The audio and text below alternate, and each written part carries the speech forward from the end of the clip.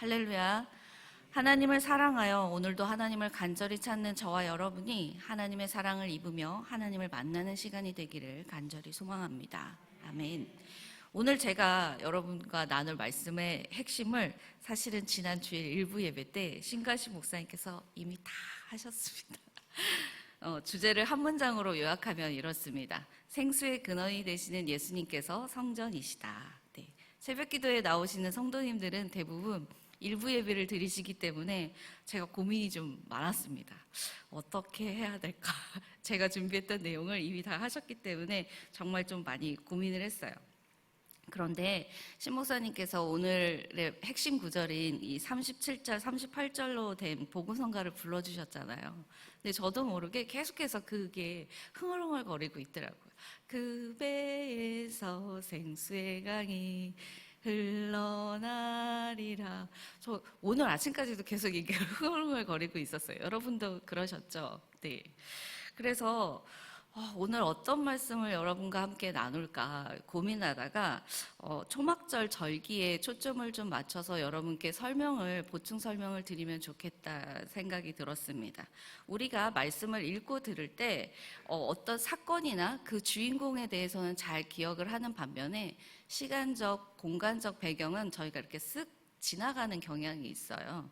그런데 성경에 기록된 사건이 언제, 어디에서 벌어졌는지에 대해서 저희가 조금 더 자세하게 알면 그 사건을 좀 더 명확하게 파악할 수가 있고 그 말씀의 행간에 숨어있는 의미를 알게 되면 성경 말씀이 좀 더 입체적으로 더 풍성하게 이해할 수 있게 됩니다. 요한복음 7장 37절 말씀을 함께 읽겠습니다. 시작. 명절 끝날 곧 큰 날에 예수께서 서서 외쳐 이르시되 누구든지 목마르거든 내게로 와서 마시라. 아멘. 오늘 말씀은 명절 끝날 곧 큰 날에 라고 시작을 하면서 시간적인 배경을 알려주고 있습니다.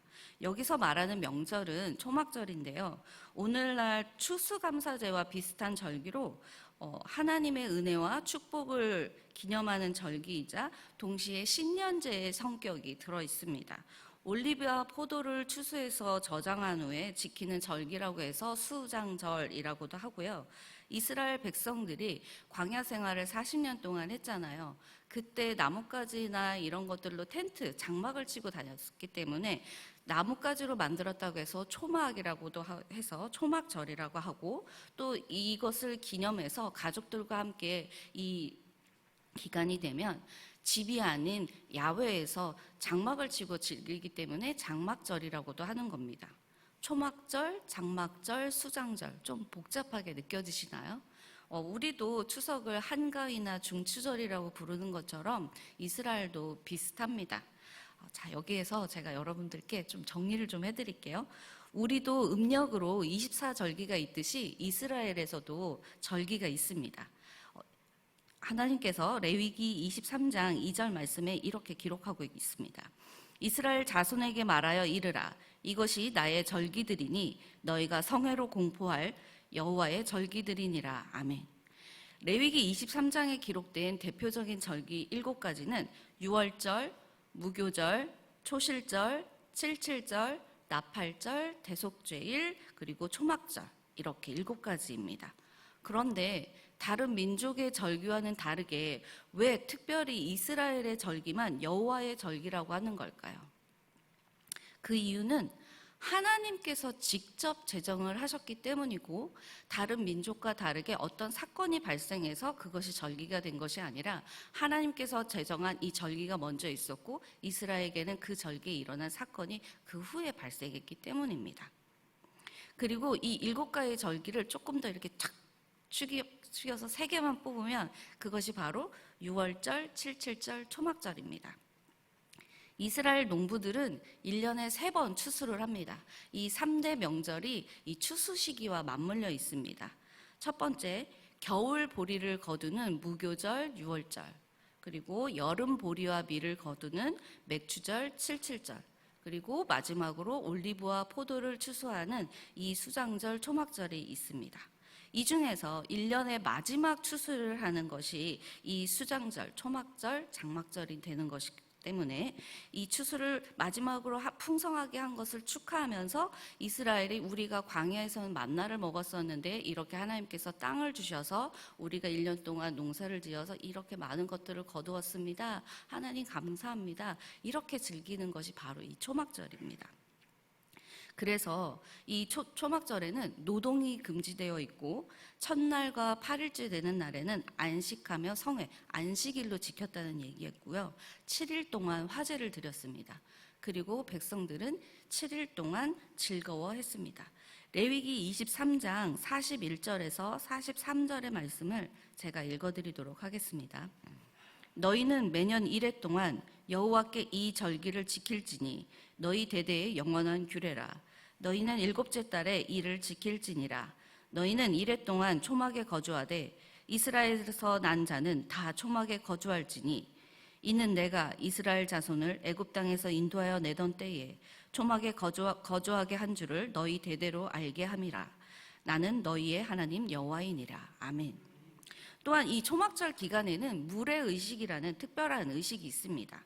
아침마다 지명된 제사장이 큰 금 대접, 금 잔을 가지고 실로암 연못으로 내려가서 물을 담아옵니다. 그러면 이 물을 전달받은 성전에 있는 제사장은 제단 주변을 돌면서 그 물을 제단에 붓습니다.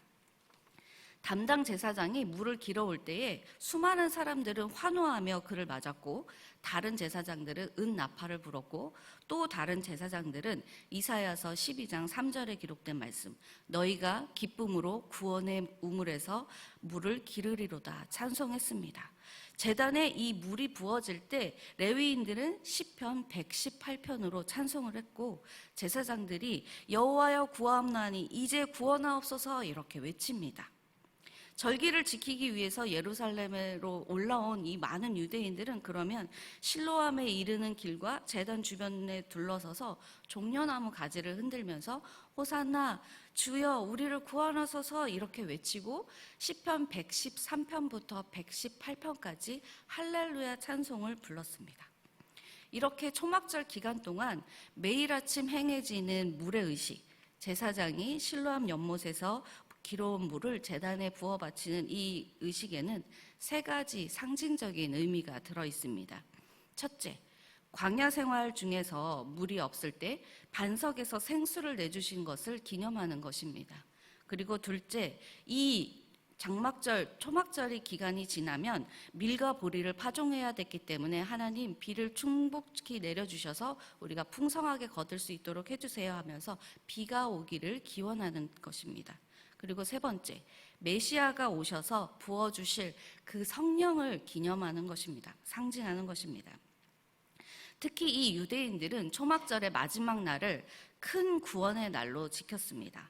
이 날을 지난해의 죄를 용서받을 수 있는 마지막 사죄의 날이라고 믿었기 때문에 제사장이 아니고서는 들어갈 수 없는 성전에 있었던 안쪽에 있던 제사장의 뜰, 이곳에 이스라엘 모든 남자들, 심지어는 여인들과 아이들까지도 이 제사장의 뜰에 갈 수 있는 유일한 날이었어요. 그래서 초막절 마지막 날에 제단에 사죄의 물을 부으면서 하나님께 그 은혜에 감사하고 성령에 사로잡히기를 구하면서 춤을 추면서 추는 이 축제가 벌어지는 바로 그때 이 큰 구원의 마지막 날에 제사장의 뜰에서 예수님께서 그 유대인들을 향해서 외치시는 것입니다. 목마른 사람들은 다 나에게로 와서 마셔라. 나를 믿는 사람은 성경에 기록된 것과 같이 그 배에서 생수의 강이 흘러나오리라 이렇게 외치고 계시는 것입니다. 드라마로 따지면 짜자자잔 이 완전히 이렇게 갈등으로 올라가기 전에 하이라이트예요.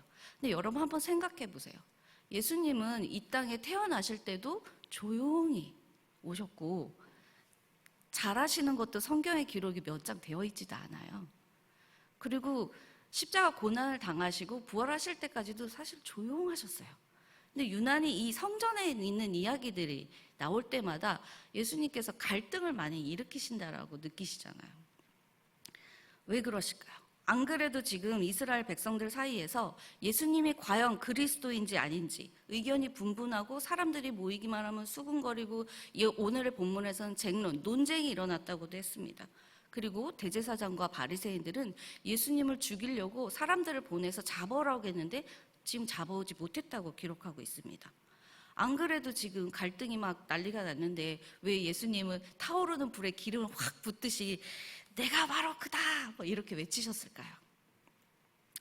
왜냐하면 모든 유대인들은 구약의 전통에 따라서 메시아는 초막절에 온다고 믿었기 때문입니다. 그것이 이사야서 44장 3절 말씀에 기록이 되어 있습니다. 나는 목마른 자에게 물을 주며 마른 땅에 시내가 흐르게 하며 나의 영을 내 자손에게 나의 복을 내 후손에게 부어주리니 아멘. 예수님께서는 구약의 말씀을 성취하시고자 많은 것들을 출생 때부터 그렇게 하셨잖아요. 지금도 그렇게 하고 계시는 거예요. 그래서 이 물의 축제가 벌어지는 큰 구원의 날에 이 제사장의 뜰에서 나야, 내가 바로 그 그리스도야. 그래서 너희들이 나를 믿으면 이 성경에 예언한 대로 너희들이 생수가 강이 흐르듯이 넘쳐날 것이다. 하지만 예수님께서 이렇게 또 말씀하십니다. 요엘 2장 28절 말씀입니다. 그 후에 내가 내 영을 만민에게 부어주리니 너희 자녀들이 장래일을 말할 것이며 너희 늙은이는 꿈을 꾸며 너희 젊은이는 이상을 볼 것이며. 우리가 성령이라고 하면은 뭔가 이렇게 특별한 능력이라고 생각을 합니다. 하나님께서 주시는 선물을 받는 것처럼 하나님의 능력을 저희에게 부어주시는 것이기 때문에 특별한 능력이 틀린 말은 아닙니다. 하지만 성령은 그 특별하신 하나님의 능력이 우리에게 부어진 것일 뿐이지 성령을 받은 우리가 특별해지는 것은 아닙니다.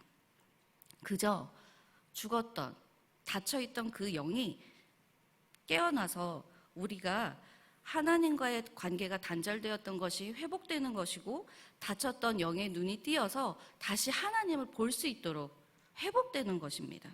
하나님께서 이미 이루셨고 예수님께서 아직 완성하지 않은 이 마지막 때를 살아가는 법한교회 성도 여러분, 예수님께서 말씀하십니다. 요한복음 7장 38절 39절 말씀을 함께 읽도록 하겠습니다. 시작. 나를 믿는 자는 성경의 이름과 같이 그 배에서 생수의 강이 흘러나오리라 하시니 이는 그를 믿는 자들이 받을 성령을 가리켜 말씀하신 것이라. 예수께서 아직 영광을 받지 않으셨으므로 성령이 아직 그들에게 계시지 아니하시더라. 아멘.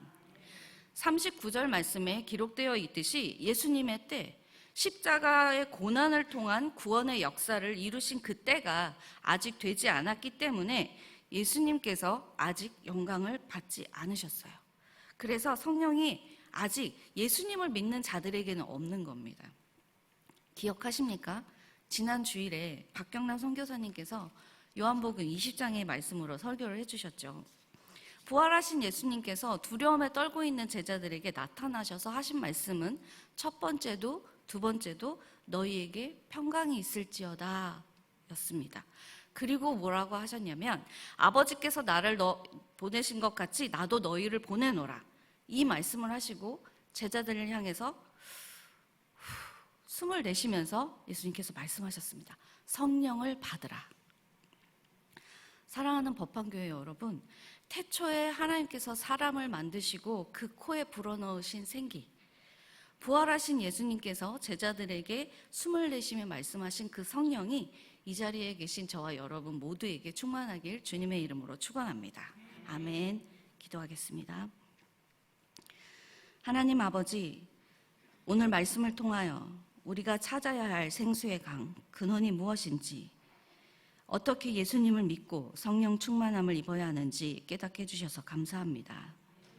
무시할 수 없는 표적을 보고 그리스도인지 수군거리며 논쟁하는 무리들, 자신들이 갖고 있었던 알량한 지식과 재산과 권력을 넘어서지 못해서 자기의 영광만 구하고 하나님의 영광을 구하지 못했던 대제사장과 바리새인들 속에 혹시 저희들의 모습은 없는지 돌아봅니다. 한밤중에 예수님을 랍비로 알고 찾아왔었던 니고데모가 예수님을 알고 갈등 상황에서 바리새인들에게 예수님을 변호했던 것처럼 예수님을 향한 저희의 믿음도 굳건해지고 용감해지기를 원합니다. 온전히 하나님의 뜻을 이루신 구원자 예수님께서 주시는 성령이 예수님을 믿는 저희들의 배에서 생수의 강이 흐르듯 충만하게 하옵소서. 창조주 하나님 아버지, 구원자 예수님, 인도자 성령님, 성삼위일체 되신 하나님을 인정하며 그 이름을 찬양하고 경배하는 오늘 하루를 살겠습니다. 감사드리며 예수님의 이름으로 기도드립니다. 아멘.